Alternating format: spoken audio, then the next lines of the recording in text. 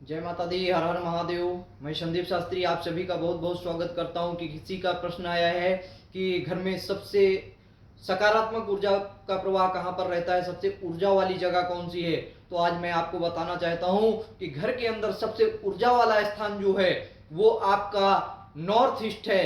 East और north का जो कॉर्नर है वो नॉर्थ ईस्ट सबसे ऊर्जा वाला स्थान है, जहां पर सभी प्रकार की ऊर्जा विद्यमान रहती है। वो क्या है? वास्तु पुरुष का मुख है। वहां पर भगवान ईशान देव, भगवान महादेव स्वयं विराजमान होते हैं, जहां ईश्वर का स्थान होता है, जहां पर मंदिर बनाया जा सकता है, जहां पर किसी भी प्रकार का यज्ञ और अनुष्ठान किया जा सकता है। वो कॉर्नर सबसे ज्यादा ऊर्जावान हो सकता है। जैसे अगर एग्जाम्पल के तौर पर हम कहें तो अगर हमारे शरीर में सबसे ज्यादा ऊर्जावान कोई चीज है तो वो क्या होता है? हमारा मुख होता है। इसी प्रकार वास्तु पुरुष इस तरीके से विराजमान है तो उस अंगूठे के भाग को उनके पैर समझ लीजिए, और जो इंडेक्स अपनी फर्स्ट फिंगर है तो इसको आप उनका मुख समझ लीजिए। आप अपने ही से एक एग्जांपल ले सकते हैं कि हमारे मुख के द्वारा ही सूंघने की, सुनने की, देखने की और महसूस करने की शक्ति हमें शरीर के इसी हिस्से से प्राप्त होती है। इसीलिए सबसे ज्यादा ऊर्जावान कहा गया है।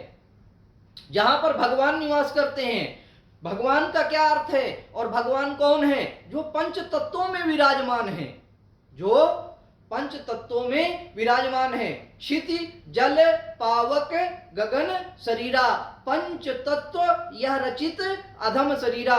जो ये पांच तत्व विराजमान है हमारे शरीर पर और इस ब्रह्मांड पर, उन्हीं पंच तत्वों के द्वारा भगवान का निर्माण होता है।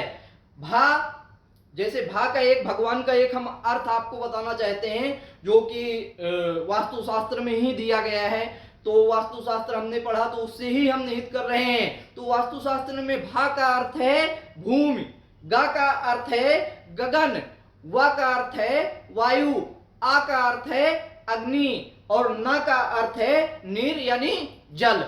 तो ये पांच तत्वों के द्वारा ही भगवान का निर्माण होता है। वही पारब्रह्म परमेश्वर हमें जो दिखाते हैं, जो बताते हैं, उस स्थान पे ऐसी ऊर्जा है जहां आप कुछ भी अच्छे कार्य करना चाहें तो कभी भी फेल नहीं हो सकते हैं। आप किसी भी प्रकार का अनुष्ठान रखना चाहें, किसी भी प्रकार का यज्ञ रखना चाहें, किसी भी प्रकार की अच्छे मन में संकल्प लेकर आप उस स्थान पर अगर बैठकर पूजन करते हैं या किसी भी प्रकार का भगवान या किसी गुरुजन के सानिध्य में वहां बैठकर आप कार्य करते हैं, कभी भी जीवन में असफल नहीं होंगे।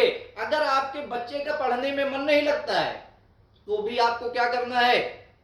उस बच्चे को पूरब की तरफ या उत्तर की तरफ, दो दिशाओं में ही बैठने के लिए बोले कि वो बच्चा वहीं पर पूरब या उत्तर में ही बैठकर पढ़ाई करे।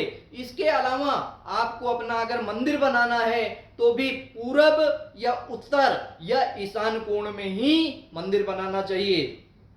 आपको हर तरीके से सुख और समृद्धि मिलेगी, सभी प्रकार से आपके जीवन में खुशहाली आएगी, सभी प्रकार से आपके मनोरथ पूर्ण होंगे।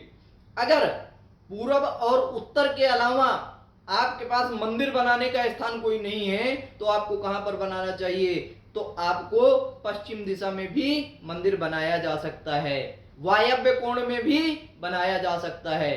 ये वास्तुशास्त्र कह रहा है। आज के लिए इतना ही। जय माता दी, हर हर महादेव। अगर आप किसी का कोई प्रश्न है तो कृपया प्रश्न करें, हमारे चैनल को लाइक और सब्सक्राइब करें। जय माता दी, हर हर महादेव। पुनः नमस्कार सभी को।